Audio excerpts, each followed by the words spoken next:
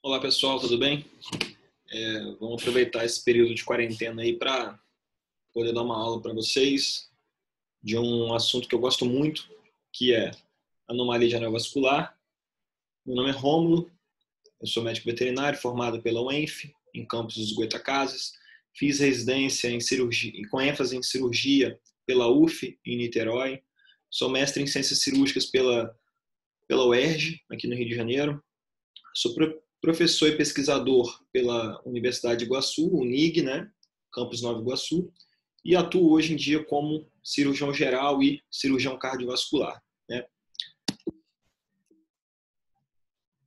Então, para começar a falar desse assunto, a primeira coisa que é importante a gente abordar é o que é, né, a anomalia de anel vascular, né? Tem muita gente que confunde o PAAD, fala que qualquer uma das alterações é o PAAD, que vocês vão ver que é persistência de quarto arco aórtico direito, né? Então, na verdade, o que é essa anomalia de anel vascular? É uma anomalia congênita, né? Quando ocorre, normalmente a gente tem uma alteração no desenvolvimento embrionário, tá? Esse paciente vai nascer com essa alteração.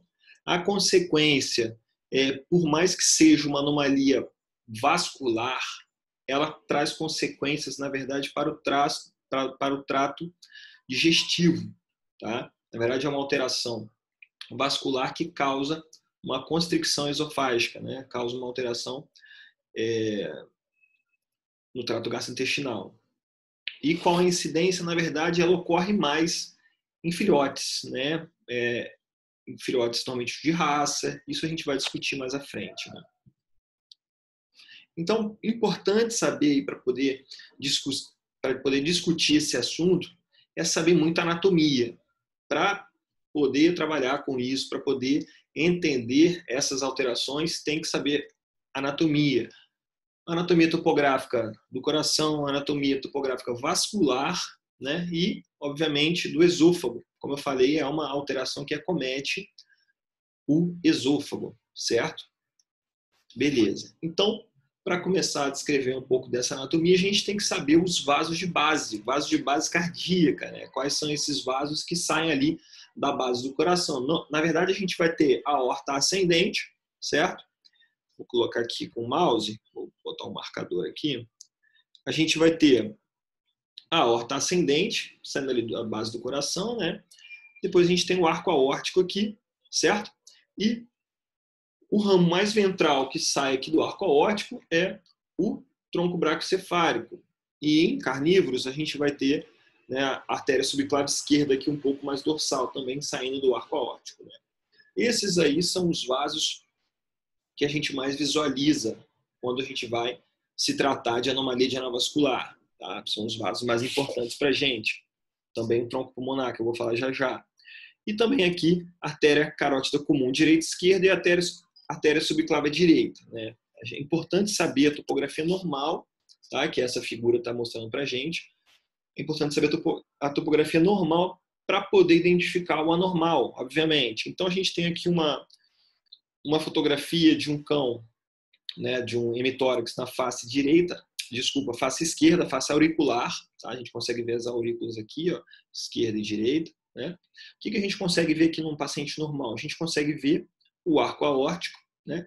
Primeiro ramo saindo aqui o tronco braquiocefálico, logo em seguida a artéria subclave esquerda, e no mediastino, porém, comparado à aorta aqui descendente do lado direito, ou seja, no mediastino, mas porém comparado à artéria aorta, está do lado direito comparado à artéria aorta, o esôfago passando aqui no mediastino, certo? Perfeito. Olhando a face atrial, né, o lado direito desse tórax, a gente consegue ver aqui os vasos, veia cava caudal, obviamente a gente está vendo aqui o coração, veia cava cranial, veia ázygos, e aqui passando o esôfago e traqueia. Perfeito. A aorta descendente já aqui com os ramos intercostais, certo? Perfeito.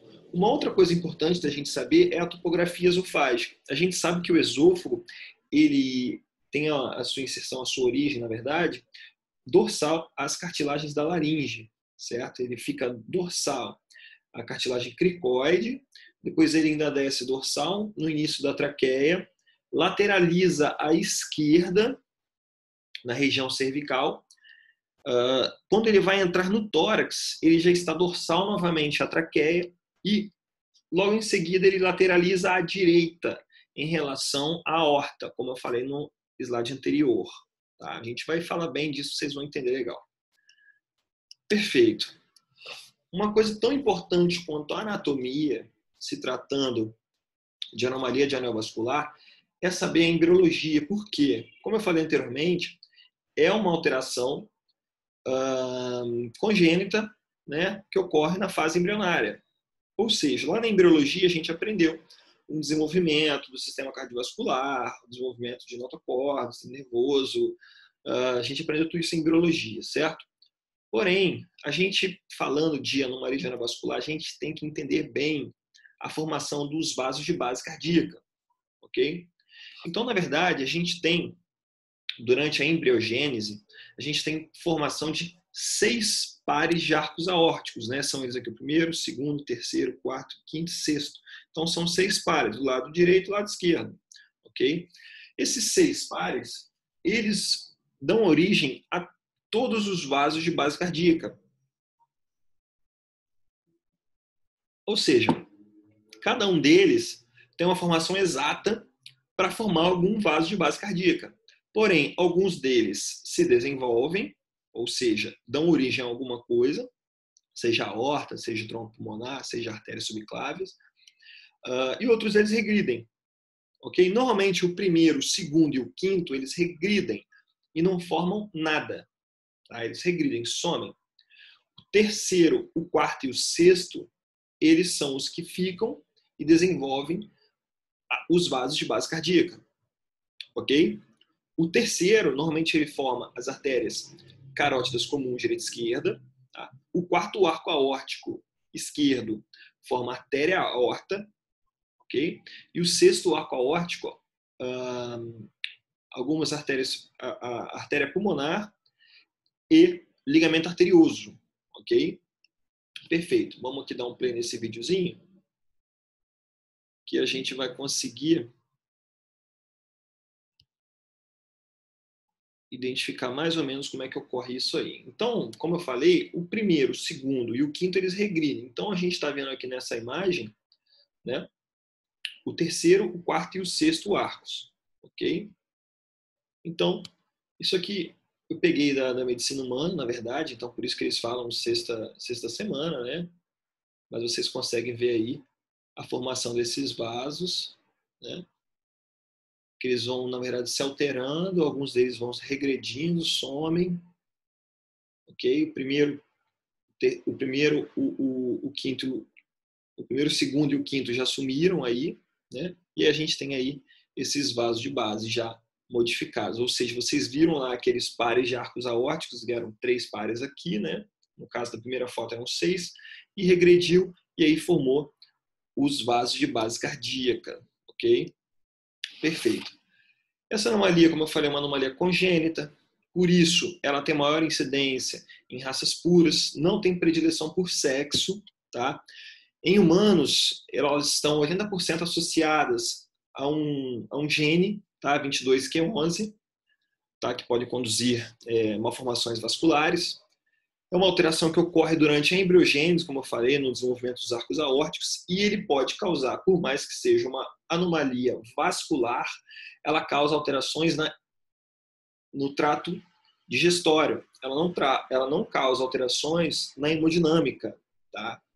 Ah, professor, pode ter alguma alteração na hemodinâmica? Pode, se houver outras alterações concomitantes. Esse animal ele pode ter uma anomalia de anel vascular e ter também uma persistência de ducto arterioso, ele ter uma alteração valvar, ele ter uma estenose, ele ter qualquer outra alteração. Pode ter uma alteração hemodinâmica por ter uma outra alteração concomitante, tá? Elas não são tão comuns, tá? Mas 10% das anomalias cardíacas em cães são anomalias de anéis vasculares, ok? Então, pessoal, a gente tem inúmeras alterações, né? Isso aqui é uma fotografia do livro Karen Tobias, tá? Um livro de cirurgia. A gente tem aqui os 6 pares de arcos aórticos, né? Aqui uma base cardíaca normal, do qual a gente consegue ver o arco aórtico, a artéria subclaviana esquerda, o tronco braquiocefálico, normalmente, e o esôfago passando no mediastino, e comparado à artéria aorta, ele está ao lado direito, né? Ele está no mediastino, porém, comparado à aorta, está do lado direito, né? Aqui a gente tem a alteração mais comum delas, que é a persistência do quarto arco aórtico direito, que eu vou falar já já, tá? Que é a mais comum. Aqui é um duplo arco aórtico, ou seja, o quarto arco aórtico, ele persiste tanto do lado direito quanto do lado esquerdo. Ficam duas aortas, né? Ficam duas aortas. Aqui a gente tem uma alteração no sexto arco aórtico direito, né, que é a formação do ducto arterioso, ou seja, ligamento arterioso, no caso, um animal que não tem ducto arterioso, certo? O que acontece? O sexto arco aórtico esquerdo, ele persiste, o direito, ele regride. Tá? Aqui, no caso, a gente regrediu o esquerdo, que estaria fazendo a conexão entre o tronco pulmonar e a aorta, como nessa figura aqui, ok? E aqui a gente tem a persistência do direito, ou seja, está do lado de lá da aorta, do lado do hemitórax direito, ok? Seguindo aqui abaixo, a gente tem a persistência de quarto arco aórtico direito, né? Com artéria subclave direita aberrante, aliás, desculpa, subclave esquerda aberrante. Aqui, persistência de quarto arco aórtico direito com subclave esquerda retroesofagiana. E aqui a gente tem persistência de arco aórtico direito também com a artéria. Não, esse aqui não tem a persistência do arco aórtico direito.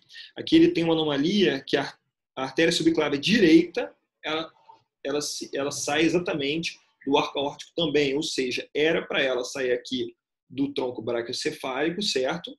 E a esquerda sai diretamente aqui do arco aórtico, e aqui a direita está passando por cima do esôfago e depois vai vir para o lado direito, né, para o membro.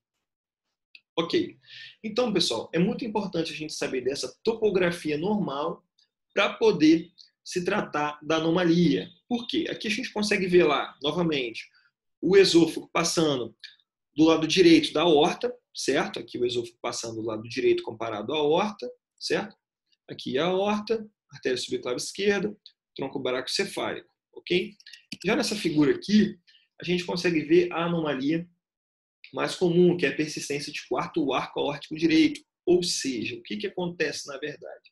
A gente tem um par de arco aórtico, né, que é o quarto arco aórtico, vai formar a aorta. O que acontece? Se você olhar para esse meu dedo aqui, para esses dois dedos meus, né, comparando como se fossem os dois arcos aórticos aqui, certo? Um deles tem que regredir e o outro tem que persistir. O que é o normal, na verdade? O lado de cá, ó, o lado de cá é direito, o lado de cá é esquerdo, ok? Então, o que acontece? O lado direito, que está atrás, vamos fazer o contrário, vamos fazer o lado de cá, tem que ser aqui para ficar sobreposto. O lado de cá, sendo o lado direito, né, o que tem que acontecer? Ele tem que regredir. Quando ele regride, o esôfago está passando exatamente aqui atrás. Está normal. Está passando no mediastino, do lado direito da aorta, comparando, ok? Se acontecer o contrário, o que vai acontecer? Na verdade, a gente vai ter regressão do quarto arco aórtico esquerdo, o esôfago vai passar exatamente aqui, né, no mediastino, o tronco pulmonar ele vai estar passando aqui, como na figura está aqui, esse PA aqui, tá? Aqui vai estar passando o tronco pulmonar.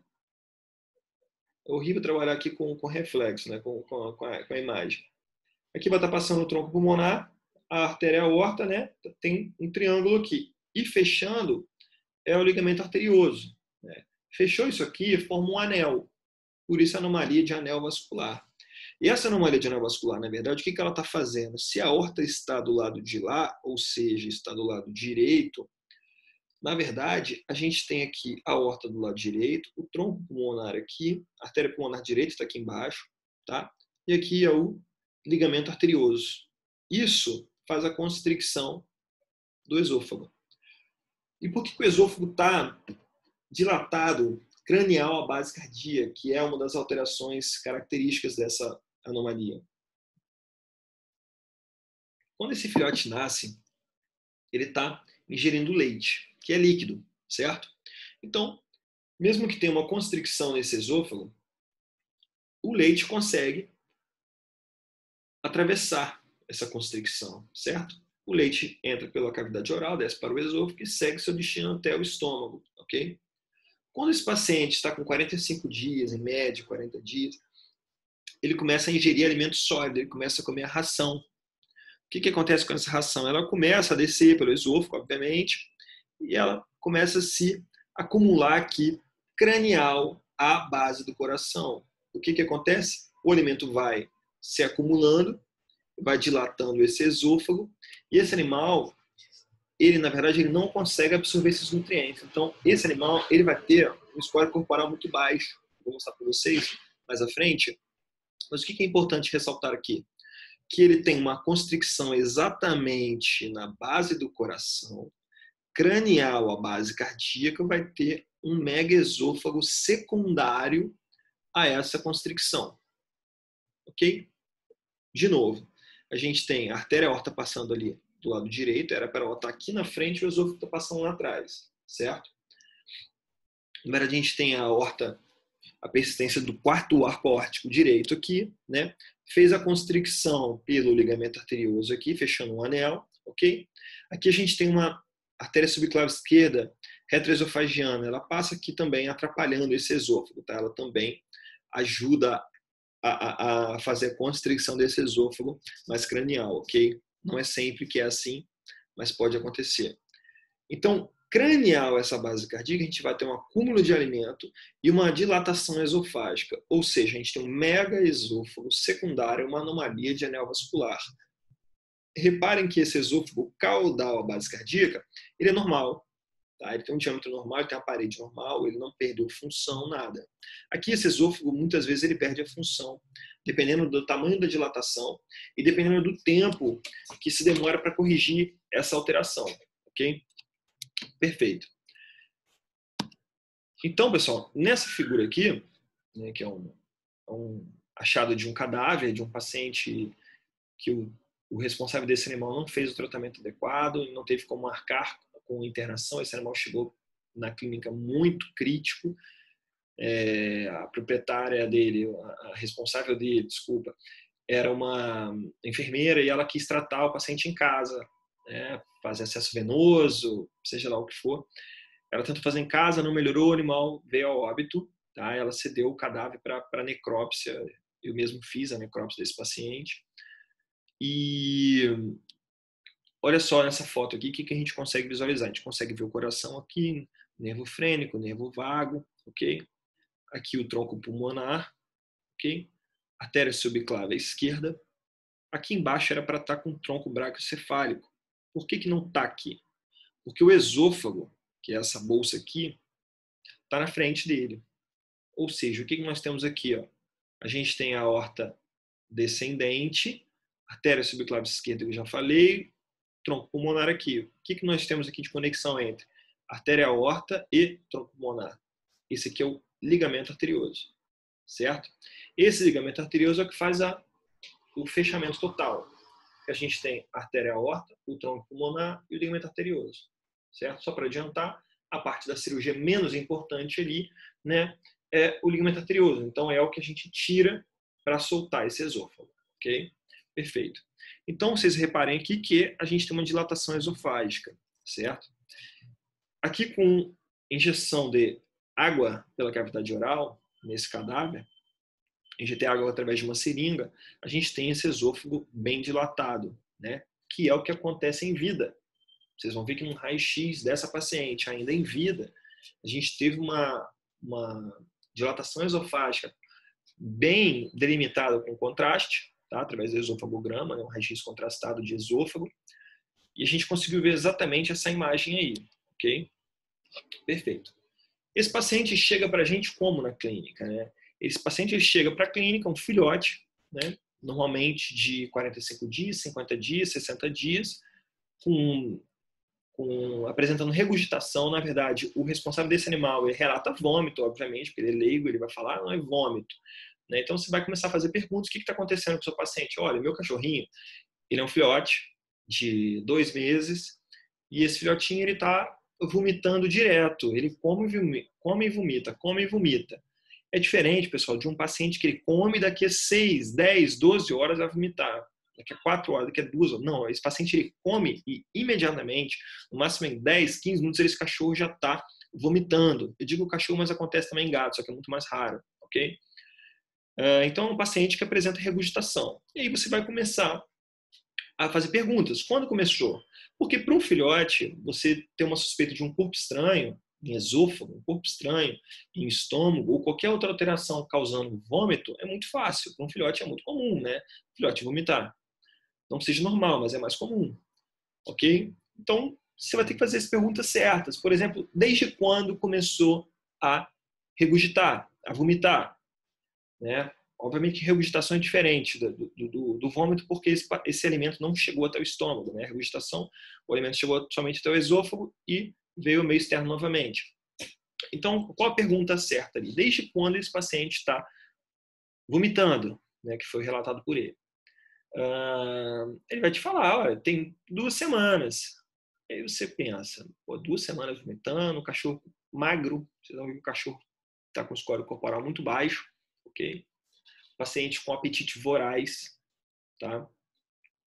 E aí, você vai fazer a pergunta, é desde quando ele começou a comer comida sólida? Quando ele bebia leite, quando ele ainda estava sendo amamentado, ele tinha regurgitações? Ele vai falar, não vomitava, não. Então, perfeito. Né? A gente, pessoal, em alguns pacientes, como nesse paciente da foto, a gente tem uma dilatação em região cervical, que dá para palpar o alimento, tá, no exame clínico. Dá para palpar a dilatação esofágica. Não é sempre, mas em alguns pacientes dá para palpar. Essa alteração gera sopro cardíaco? Muitas vezes não, pessoal. Como eu falei, ela não causa alteração hemodinâmica. Você não tem alteração de vaso sanguíneo, causando alteração no débito cardíaco, algum desvio de sangue, nada muda no paciente, não tem alteração hemodinâmica. Tá? Então, não tem sopro cardíaco. Mas é importante analisar esse paciente, é importante auscultar esse paciente, é importante solicitar um ecocardiograma para esse paciente, porque ele pode ter outra alteração concomitante e surpreender a gente na cirurgia. Então, obrigatoriamente, tem que ter exame complementar também. E esse paciente, pessoal, ele apresenta pneumopatia. Por que pneumopatia? Porque, na verdade, esse paciente ele está o tempo todo regurgitando. Ele come, regurgita. Ele pode fazer broncoaspiração. Tá? Ele faz uma falsa via, broncoaspira, ele pode ter uma pneumopatia por conta disso. Tá? Então, como eu falei, é um distúrbio digestivo. Esse paciente, como ele come e regurgita, o que vai acontecer? Esse paciente não vai ter absorção de nutrientes. Esse paciente, pessoal, ele fica com péssima, coloquei má ali, mas é péssima condição corporal. O paciente fica pele e osso. E ele come tudo na frente dele. É um paciente que tem um apetite voraz. Se você jogar uma ração no chão, ele vai comer. Se você colocar cocô no chão, ele vai comer. Ele vai comer o próprio cocô, ele vai comer madeira, ele vai comer tijolo, ele vai comer terra. Tudo. Normalmente esse paciente, quando está em um quadro mais avançado, ele come tudo que aparece na frente dele. Né? Esse paciente ele tem uma dilatação esofágica, como eu já falei, né? Ele pode ter uma pneumopatia, ele pode ter uma pneumonia por aspiração. Ok? Quais são os exames complementares, então, que a gente pede? Né? A gente está com um paciente que chegou para a gente, o responsável dele falou, ó, ele vomita desde quando começou a comer comida sólida, né? Que é o que já chama a nossa atenção. Acende a lanterninha para a gente pensar em anomalia vascular. Né? Então, a gente tem um paciente que está com esse quadro. O que a gente vai pedir para ele? Né? Obviamente, pessoal, tem que pedir um hemograma completo, tem que pedir um hematológico completo. Tá? Por quê? Esse paciente já pode estar com um quadro desenvolvendo, uma pneumonia. Já peguei paciente com sepse, já chegou para a gente em sepse. Paciente muito grave. A gente faz um raio-x, a gente pede radiografia. Nesse caso, eu já pediria um raio-x comum e logo em seguida um contrastado, no mesmo dia, na mesma hora. Faz o comum para descartar a possibilidade de ter um corpo estranho em esôfago. Tá? Visto alguma dilatação, havendo alguma alteração, já é solicitado ali logo em seguida o raio-x contrastado, o esofagograma com contraste, né? Endoscopia. A endoscopia, pessoal, é um suporte legal para poder visualizar se não tem corpo estranho. É um suporte legal porque a gente consegue ver que existe uma constricção em esôfago, em região de base cardíaca, tá? Mas não fecha diagnóstico, não fecha diagnóstico de anomalia de vascular, porém ajuda, tá? Colabora com a gente. Exames mais sofisticados, tomografia, ressonância, angiografia, isso tudo ajuda muito a gente, tá? Isso tudo é o ideal se a gente conseguir fazer, ok? Porque realmente vai fechar o diagnóstico. Se a gente tiver uma tomografia bem feita, uma tomografia com 8, 16, 32 canais, que são tomografias que a gente não vai encontrar em qualquer lugar, né? Mas tem uma resolução muito melhor, com a quantidade de corte certo, e quem diz isso não sou eu, são as pessoas aí que trabalham com diagnóstico de imagem, né? Porque realmente um filhotinho, uma alteração vascular não é fácil de se visualizar em qualquer tomografia, de qualquer forma, ok? Mas todos esses exames, pessoal, são interessantes de se solicitar para ter o diagnóstico, tá? E também descartar outras coisas, por exemplo, a endoscopia você pode fazer para ver se não tem ali um corpo estranho dentro do esôfago. O raio-x contrastado é o que vai fechar, vou mostrar para vocês já já. E também, pessoal, o ecocardiograma, tá? Não está aqui, realmente não está aqui. O ecocardiograma é muito importante. Por quê? A avaliação cardiológica aí é importante para a gente ter noção se esse paciente não tem outra alteração, porque existe uma alta probabilidade dele ter, por ser uma doença congênita, né, ele já pode ter outras doenças também associadas, né, doenças também ali concomitantes, né. No exame de raio-x, em alguns casos a gente tem uma lateralização à esquerda da traqueia, tá? Vocês conseguem ver aqui a marcação da traqueia, ok? A gente tem uma curva aqui, uma dilatação esofágica que vai lateralizar essa traqueia à esquerda, ok? E aqui, pessoal, aquela mesma imagem que eu mostrei anteriormente, com a dilatação esofágica, cranial, base cardíaca. Sempre é bom repetir cranial, base cardíaca, que é o que vai ser diferente do megaesôfago, pessoal, primário. O que é o megaesôfago primário? Foi um erro eu não ter colocado aqui na apresentação. Mas o megaesôfago primário, você vai ter uma dilatação esofágica por completo, desde a região cervical, essa região cranial aqui, essa região dorsal ao coração. A gente vai ter um megaesôfago por todo o segmento do tórax. Diferente daqui, que a gente tem um esôfago cervical, um esôfago cranial à base do coração bem dilatado, né? Ele afunila na base do coração e depois ele volta ao normal. Ou seja, ele está aqui, afunilou, aumentou e foi para a região cervical. Muitas vezes na região cervical também há essa dilatação, tá?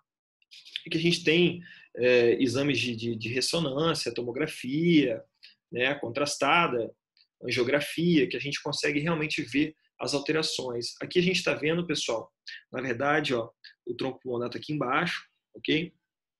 Aqui a gente tem um PDA associado também à anomalia de vascular, ou seja, a gente tem além de a gente ter o PAD, que é a persistência do quarto arco aórtico direito, a gente também tem um PDA, que são coisas diferentes. Eu ia falar no final, mas acabei falando agora. Tem muita gente que confunde PDA com PAD, ok? Não tem nada a ver uma coisa com a outra. PAD é a anomalia de anel vascular mais comum, é a anomalia de anel vascular que causa um distúrbio no sistema digestivo, né? E o PDA é uma alteração hemodinâmica, né? Depois a gente pode falar sobre isso em outro momento, né?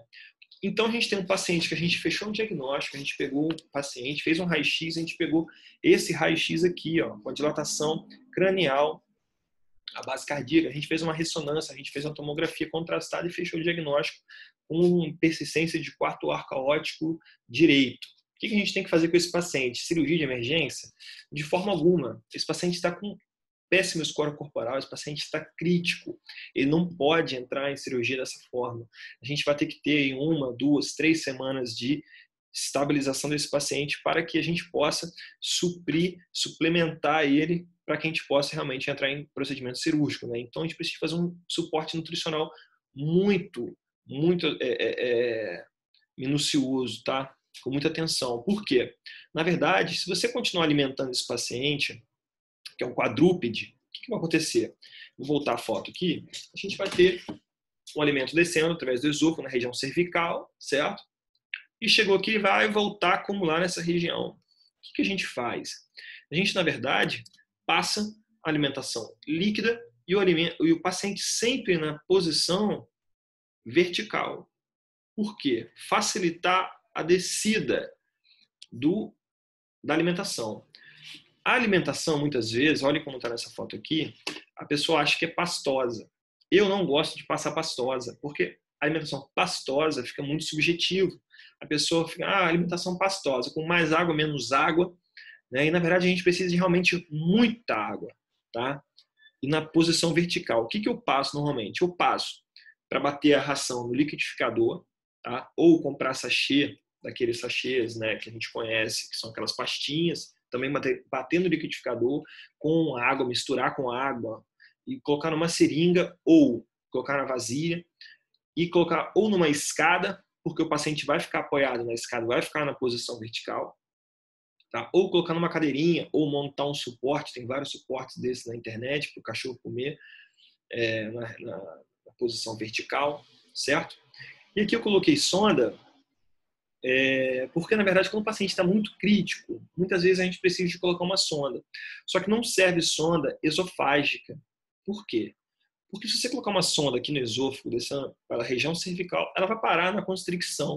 E quando você injetar a alimentação através dessa sonda, a alimentação vai se acumular também ali, cranial, à base cardíaca. Vai ficar acumulada naquela bolsa de esôfago, aquele mega esôfago ali dilatado, certo? Então, a sonda só se for sonda gástrica. Okay? Em pacientes críticos, não são todos os pacientes que precisam. Normalmente, a gente passa alimentação líquida. Como é que eu faço isso, na verdade? Eu passo alimentação para ser batida com água no liquidificador, pega essa alimentação nos primeiros dias, coloca numa seringa de 20 ml, injeta 10 ml via oral, né? Injeta na boca do paciente via oral. Isso para o responsável do animal fazer em casa, muitas vezes, quando não precisa de suporte na internação, obviamente, né? Colocou, fez a administração de 20 ml via oral, paciente na posição vertical, certo?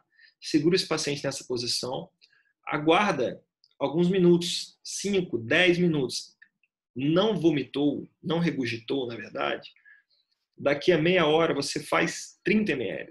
E veja que no primeiro momento a gente fez 20 ml. Daqui a meia hora você vai fazer mais 30 ml, dependendo do tamanho do cachorro, tá, pessoal? E daqui a uma hora você vai fazer 40 ml, 100 ml, seja lá o quanto for. Por quê? A gente vai aumentando.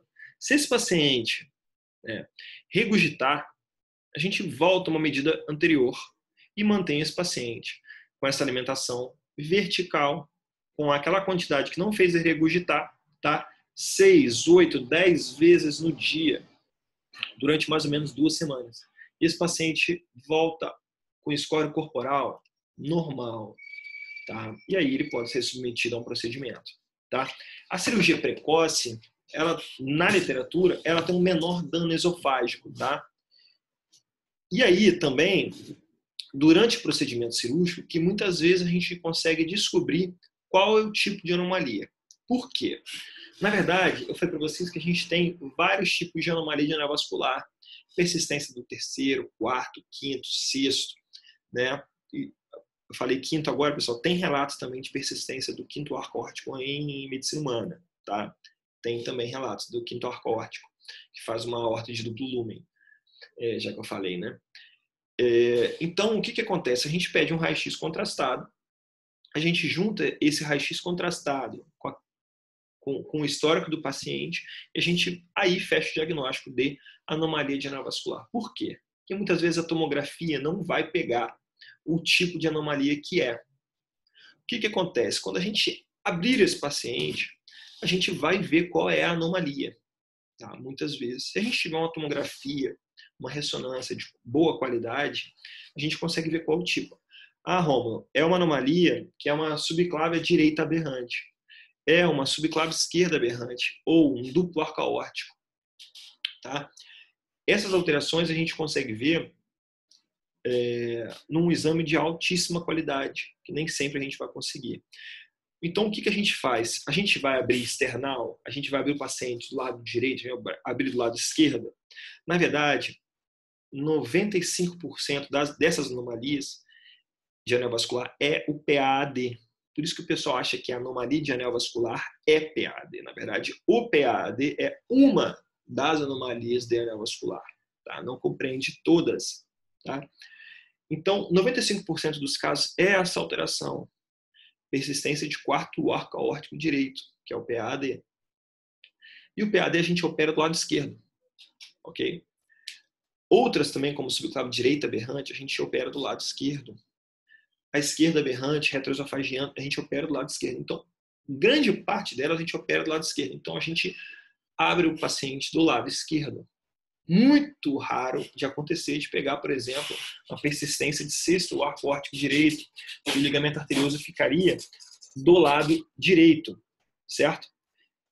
Sendo assim, normalmente a gente vai abrir do lado esquerdo, ok? Então, nesses casos, durante o procedimento cirúrgico, a gente vai identificar qual é a anomalia ali presente, ok? Uma outra coisa é os outros exames, é o que eu falei. A gente tem uma gama de exames para pedir, obrigatórios, inclusive o ecocardiograma. O ecocardiograma a gente precisa dele, porque a gente precisa de saber se tem alguma outra alteração junto, se a gente tem um PDA, se a gente tem uma estenose pulmonar, se a gente tem qualquer outra alteração que possa vir a prejudicar a minha cirurgia, ok? Então, pessoal, qual que é o prognóstico disso? A literatura diz que quanto mais cedo se fizer o procedimento, melhor. Por quê? Porque esse esôfago vai ter dilatado menos, esse esôfago ele perde menos função e muitas vezes ele volta à sua normalidade. Tá? Porém, a gente tem resultados na literatura muito diferentes. Tá? A gente tem nesse primeiro caso aqui, tá? No trabalho em 1997, que ele teve pacientes, depois da cirurgia, livres de regurgitação, olha a quantidade, quase 100%, 95% desses pacientes, certo? E outros pacientes, aqui no caso, em outros trabalhos, a gente não teve, né, tanta melhora. Tiveram vários pacientes que não tiveram esse resultado positivo, né? A gente tem aqui resultado satisfatório dos tutores, ou seja, teve regurgitação, isso está bem descrito nesses trabalhos, pessoal, que vocês podem pegar aqui, tá? Os nomes estão aqui, dos respectivos autores, né? Qualquer coisa me manda um e-mail também que eu tenho esses trabalhos. Resultado satisfatório dos tutores é altíssimo em todos. Né? Eutanásia, poucos foram eutanasiados, certo? Mas aqui livre de regurgitação, no Charles e Liu, pouquíssimos foram livres de regurgitação. No Mudon e colaboradores, 95%. No Krebs, em 2014, 30%. Então, são resultados bem diferentes. Né? O que a gente quer é exatamente isso aqui, por isso que eu estou falando isso aqui. Eu quero pacientes que não têm mais regurgitação, pacientes curados. Né? Eu tenho alguns pacientes feitos e eles ficaram livres de regurgitação, mas a literatura diz que depende do tempo. Né? Pacientes que a gente consegue operar o quanto antes tem um resultado melhor. Né? É uma anomalia, pessoal, que é subdiagnosticada, com certeza. A gente perde muito paciente com essas alterações, por pneumonia, por sepse, seja lá o que for. Muitas vezes a gente nem sabe que esse paciente tem anomalia de anel vascular. O exame de eleição para diagnosticar é o raio-x contrastado, que vai mostrar para a gente dilatação esofágica, cranial à base cardíaca. Uma observação que eu já peguei pacientes que tinham dilatação esofágica no raio-x contrastado, cranial à base cardíaca, e foram pacientes que tiveram outras alterações. Eu tive um paciente que comeu sabão, o paciente que comeu produto de limpeza e teve uma esofagite, e ele teve uma dilatação cranial à base cardíaca também. A gente achou que fosse anomalia. Por sorte, a gente não abriu esse paciente, tentou tratar esse paciente, depois no segundo exame, ele não tinha alteração nenhuma, ou seja, ele não tinha anomalia de anel vascular. Tá? O tratamento é exclusivamente cirúrgico, tá? Porém, Já tive alguns pacientes que o responsável do animal não quis operar por medo, principalmente porque esse paciente ele já tinha 4 anos e desde filhotinho a responsável do animal tratava esse paciente com manejo alimentar, comida batida no liquidificador. E esse paciente ele tinha um histórico de pneumopatia, pneumonia, algumas vezes na vida, mas esse paciente era estável. Então ela não quis operar esse paciente. Tá? O prognóstico é reservado, ainda faltam estudos, né? Estudos controlados para que a gente saiba exatamente o tempo de cirurgia, o quando deve fazer, realmente se esse esôfago vai ficar 100% ou se não, ok? Muito obrigado, pessoal, pela atenção, por terem visto esse vídeo. Vou passar aqui meu contato de e-mail, caso haja alguma dúvida. Tem meu site também. E meu Instagram, aqui, às vezes, eu tenho postado alguns vídeos, ok? Um grande abraço, obrigado pela paciência aí. E em breve, vou ver se eu consigo postar mais aulas, cursos, ok? Um abraço.